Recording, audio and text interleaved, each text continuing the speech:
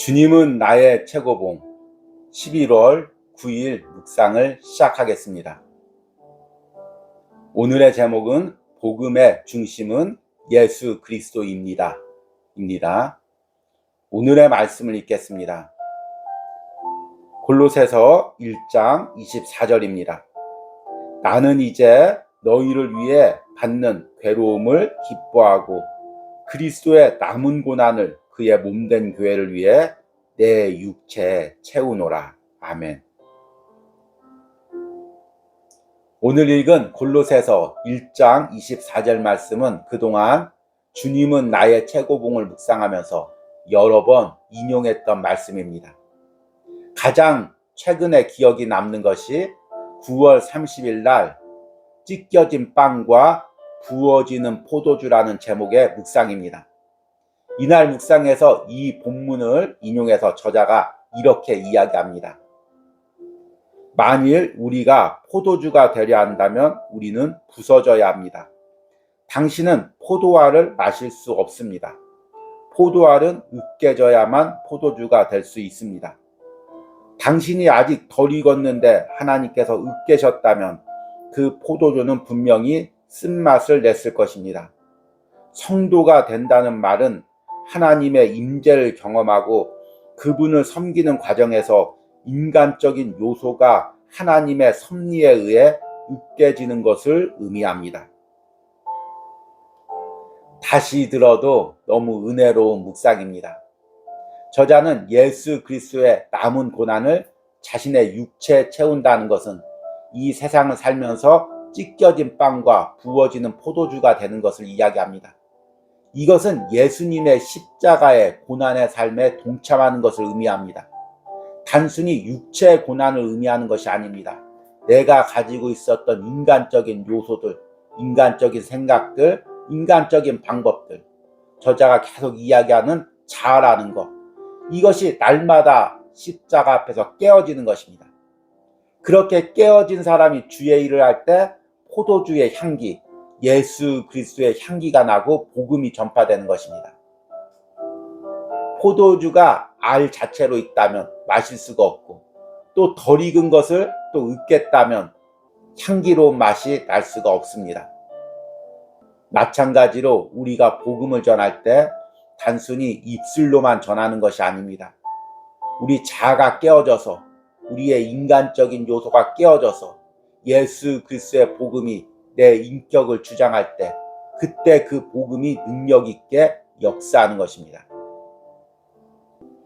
이것이 바로 그리스도의 남은 고난에 동참하는 것이고 이것이 바로 그리스도의 몸된 교회를 위해 또 성도들 위해 헌신하는 삶입니다.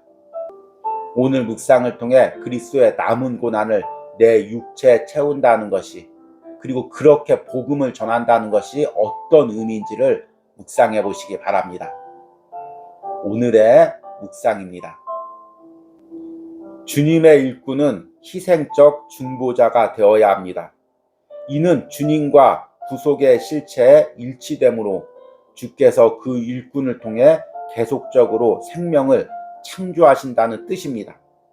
그 일꾼의 인격이 뛰어나 다른 사람에게 영향을 미친다는 뜻이 아니라 그 일꾼의 삶의 요소들을 통해 그리스도의 실체가 다른 사람에게 임한다는 뜻입니다. 성경에 기록된 대로 역사 속에서의 주님의 삶과 죽음을 선포할 때 우리의 말씀은 희생적인 요소가 됩니다. 하나님께서는 선포된 이 말씀을 주님의 구속 바탕 위에 사용하셔서 다른 방법으로는 이룰 수 없는 새 창조를 그 말씀을 듣는 자들 안에서 행하십니다. 만일 예수님에 관한 계시 대신에 사람의 삶 속에 나타난 구속의 결과들을 선포하면 그 말씀을 듣는 자들에게 나타나는 결과는 새 생명이 아니라 세련된 영적 문화입니다. 이러한 선포는 다른 영역에 있는 것이므로 성령께서 그 메시지를 증거하실 수 없습니다. 따라서 하나님의 진리를 선포할 때 오직 주님만이 그 진리를 듣는 영혼들 안에서 재창조의 역사를 일으킬 수 있도록 하나님의 의도에 맞게 행동해야 합니다. 그 사람의 인격은 참 대단하군. 아주 매력적이야. 놀라운 통찰력을 가지고 있어.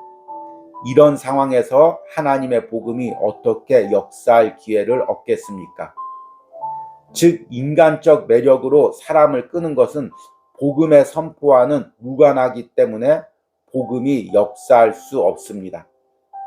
만일 누군가 자신의 인격으로 사람을 끌면 그의 호소력은 그의 인격에 있습니다. 그러나 그가 주님과 하나가 되면 사람을 끄는 것은 그가 아니라 예수 그리스도이십니다. 위엄은 언제나 사람이 영광을 받는 데 있습니다. 예수님께서는 우리가 주님을 높여야 한다고 말씀하셨습니다.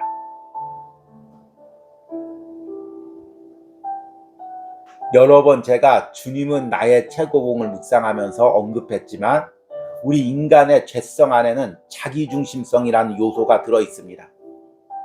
이 자기중심성은 하나님께 영광 돌리기보다 자신을 높이고 자신의 이익만을 위해서 사는 삶을 살게 합니다. 주님은 나의 최고봉의 묵상의 저자는 이것을 자기 실현의 삶이라고 이야기하고 있습니다. 자기 안에 있는 자신의 욕망과 욕심을 실현하기 위해서 이 세상을 사는 것입니다. 이것이 예수님을 모르는, 하나님을 모르는 세상 사람들의 삶의 근간입니다. 그런데 우리가 예수님을 믿어도 여전히 우리 안에 죄성이 남아있어서 자기 중심성이 남아있습니다. 따라서 성도의 삶을 산다는 것, 그리고 그리스도인의 삶을 산다는 것, 더 나아가 주의 일을 한다는 것은 끊임없이 이 자기 중심성을 깨트리고 온전히 하나님께 영광 돌리는 삶을 사는 것입니다. 이 싸움이 너무나 치열해서 많은 신앙의 지도자들, 또 오래 기도한 사람들, 오래 신앙생활한 사람도 때로는 이 싸움에서 무너져 자기 중심성을 가지고 신앙생활을 하고 주의 일을 하게 됩니다. 그러면 그가 전하는 복음이 능력이 없어집니다. 이론적일 수가 있고 교리적일 수가 있고 체계적일 수가 있고 또 아주 설득력 있고 아주 재미있는 말씀일 수가 있습니다. 그래서 많은 사람들이 그 말씀을 들을 수가 있습니다. 많은 무리들이 모여들 수가 있습니다. 그러나 오늘 저자의 말을 인용하면 그것은 단순히 인간적인 매력에 의해서 모여드는 것일 뿐 진정한 복음의 능력이 나타나는 것은 아닙니다. 그러면 진정한 복음의 능력은 어떻게 나타납니까? 내 안에 있는 자기중심성의 요소가 깨어지고 주님이 온전히 내 심령과 삶의 주인이 되주셔서 온전히 주님께서 일하실 수 있을 때 그때 복음의 능력이 내 삶을 통해서 내가 증거하는 나를 통해서 나타나는 것입니다. 저자가 이 부분을 이렇게 이야기합니다. 주님의 일꾼은 희생적 중보자가 되어야 합니다. 이는 주님과 구속의 실체에 일치되므로 주께서 그 일꾼을 통해 계속적으로 생명을 창조하신다는 뜻입니다. 그 일꾼의 인격이 뛰어나 다른 사람에게 영향을 미친다는 뜻이 아니라 그 일꾼의 삶의 요소들을 통해 그리스도의 실체가 다른 사람에게 임한다는 뜻입니다. 우리가 희생적인 삶을 살 때 우리가 전하는 복음이 영향력이 있다는 의미는 단순히 다른 사람이 나를 봤을 때 내가 희생적인 삶을 사는 것에 감동을 받아서 그 복음을 받아들인다는 그 의미가 아닙니다. 조금 어려울 수 있지만 여러분 이 부분이 너무 중요하니까 지금 집중을 해서 잘 들어보시기 바랍니다. 어떤 사람이 복음을 전합니다. 그런데 그 사람이 너무나 희생적인 삶을 삽니다. 자기 물질도 다 나누어 주고 스스로 고난을 받고 스스로 낮아진 삶을 삽니다. 그래서 그 사람이 예수 그리스도의 복음을 전합니다. 그러면 듣는 사람이 저 사람이 전하는 복음은 정말 가치가 있겠다. 저렇게 희생적이고 저렇게 인격적인 사람이 전하는 복음은 틀림없겠다. 그리고 그 복음을 받아들입니다. 그래서 복음이 능력이 있습니다. 이렇게 해석할 수가 있습니다. 얼핏 이 부분도 맞는 것 같습니다. 그런데 오늘 저자가 이야기하는 것은 그 부분이 아닙니다. 내가 희생적인 삶을 산다는 것은 단순히 봉사와 헌신의 삶을 산다는 의미가 아닙니다.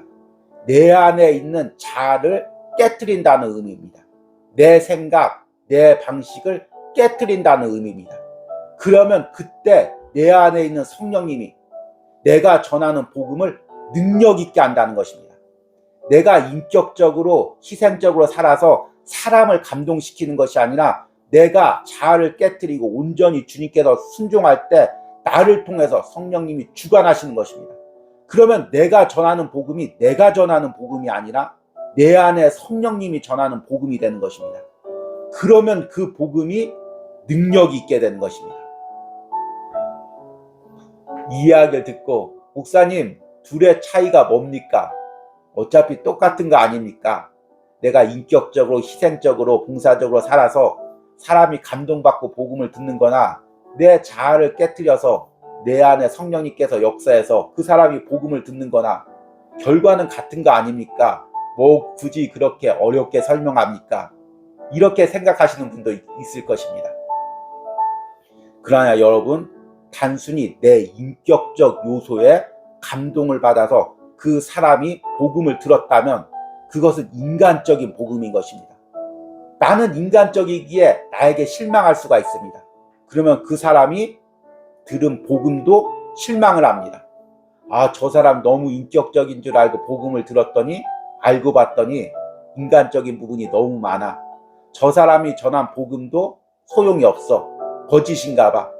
그렇게 복음이 사람에 의해서 인격적인 요소에 의해서 좌우가 됩니다.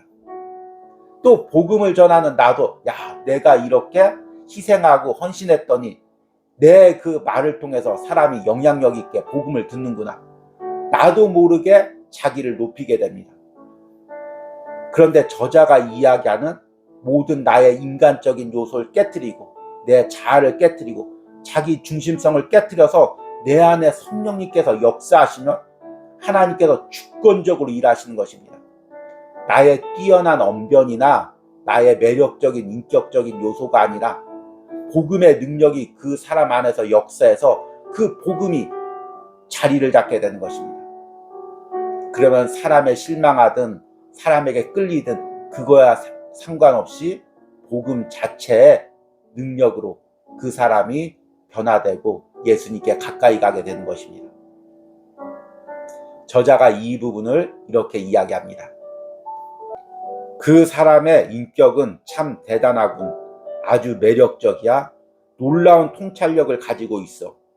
이런 상황에서 하나님의 복음이 어떻게 역사할 기회를 얻겠습니까?